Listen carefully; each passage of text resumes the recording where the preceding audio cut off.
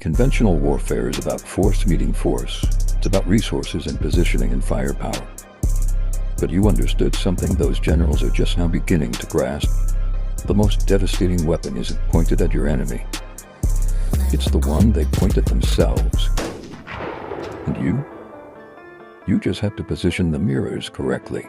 Every action they took, thinking they were crushing you, was actually them tightening their own noose. Every ally they stole became evidence of their character. Every resource they claimed became a monument to their greed. Every public victory became a future humiliation. You didn't have to destroy them. You just had to document them destroying themselves. This is what has military strategists questioning everything. Because you won without fighting.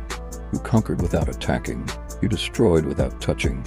You used their strength against them so perfectly that they're still not sure when their victory became their defeat. One day they were celebrating, the next day they were explaining. And we all know explaining is just losing in slow motion. The timeline you created was a work of art.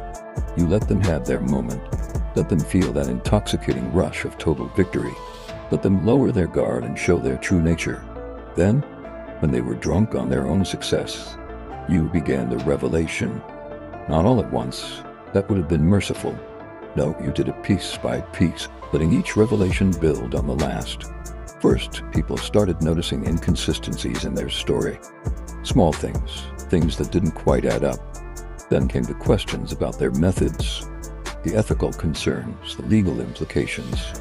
Then came the documentation you'd been quietly gathering, the recordings they didn't know existed, the witnesses they'd forgotten about, the paper trail they'd left while focused on your destruction. By the time they realized what was happening, it was too late. The narrative had shifted. The victor had become the villain. The defeated had become the vindicated. And you hadn't lifted a finger in aggression. You'd simply let the truth do what truth does when given enough rope. It hangs those who tried to bury it.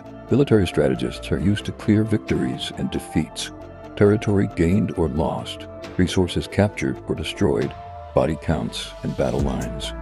But you fought a war where the territory was perception, the resources were credibility, and the only casualty was their carefully constructed facade.